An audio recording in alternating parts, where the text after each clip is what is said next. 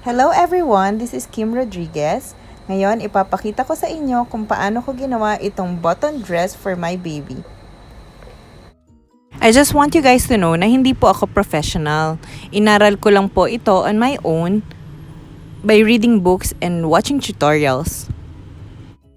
Marami lang akong natatanggap na positive comments pag nakikita nila yung mga ginagawa ko para sa mga kids ko.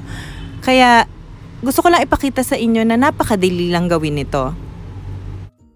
Kaya if you wanna know how to make this type of dress, just keep on watching.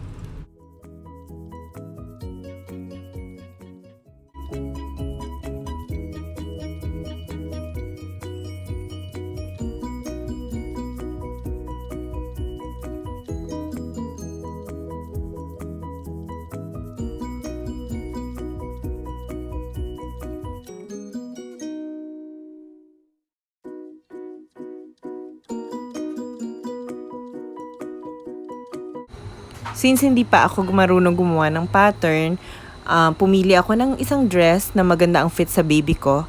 Then, kinuha ko ang measurements.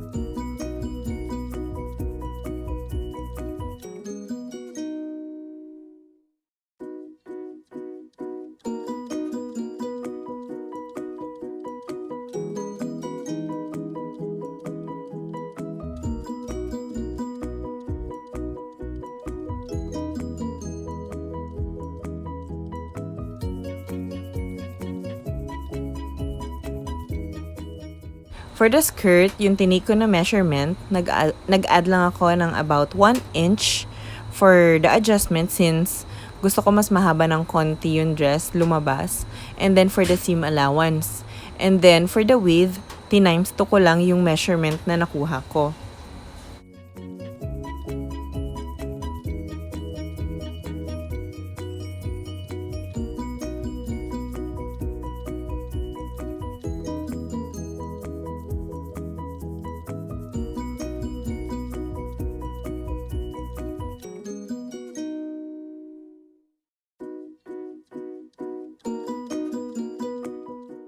For the top part, pinattern ko lang yung shape dun sa dress na ginawa kong basis. And then since ang gusto kong design is button blouse na medyo pantay lang siya sa front, ginawa ko lang half yung measurement dun sa armpit.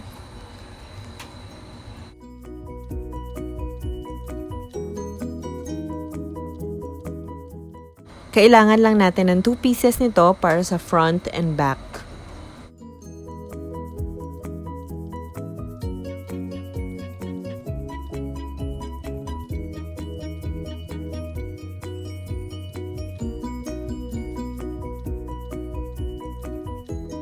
So, ito na yung mga nakat kong fabrics. For the sleeves, 2 pieces na mga 2.5 by 7 inches. 2 pieces for the sleeves. Since ang gusto kong sleeves na lumabas is yung puffed, nagdagdag ako ng 4 inches dun sa top part ng pattern na ginagamit ko for the sleeves. And this is the fabric for the skirt. Ang first kong tinahe is yung skirt. Finold ko lang yung bottom part. Ideally, mas maganda kung i-iron nyo ito. But I didn't have time na to do that, kaya finold ko na lang. And then, running stitch ko lang sa sewing machine.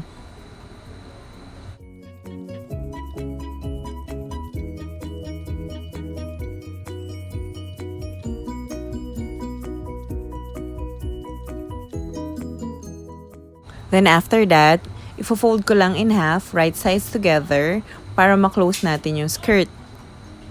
iro-running stitch ko lang din siya. And para sa mga walang edger like me, i-close ko lang yung ends using a zigzag stitch.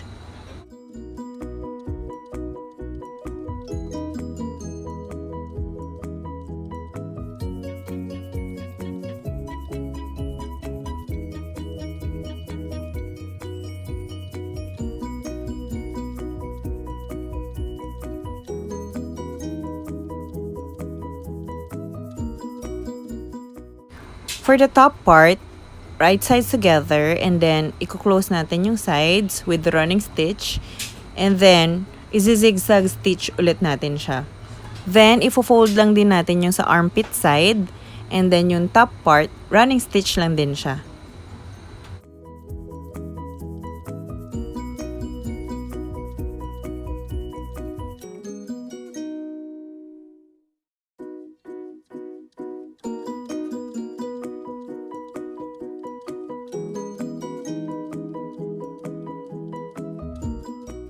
And then, pagdidikitin natin yung top part and yung skirt, pero i-crimp natin yung skirt part.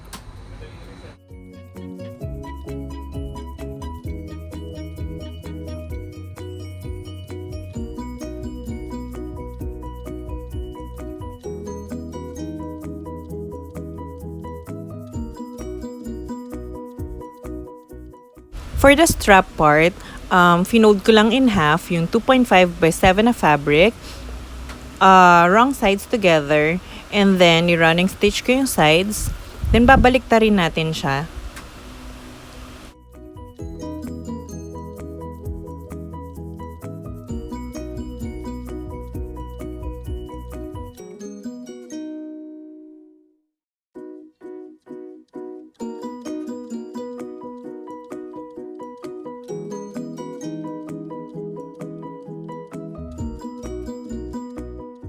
Then, ikakabit lang natin siya dun sa magkabilang dulo ng top part natin.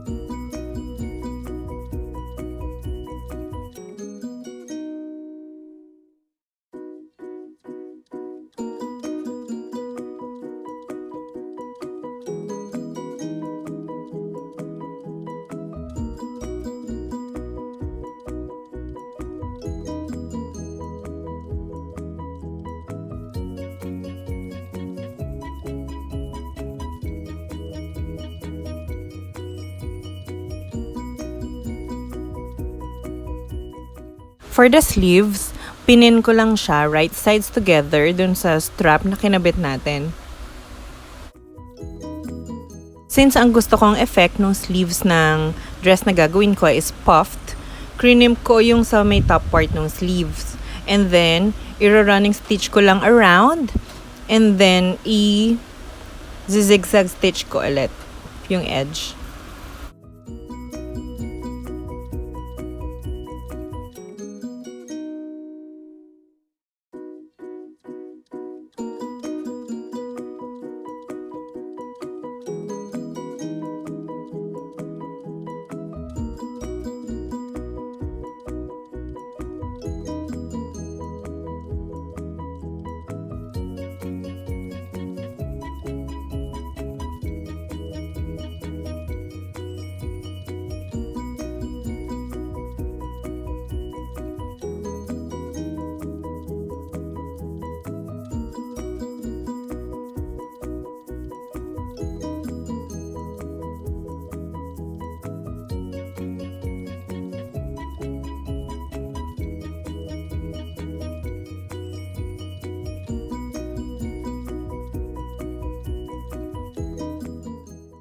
And here's the final outcome. Nilagyan ko lang siya ng button sa gitna for design.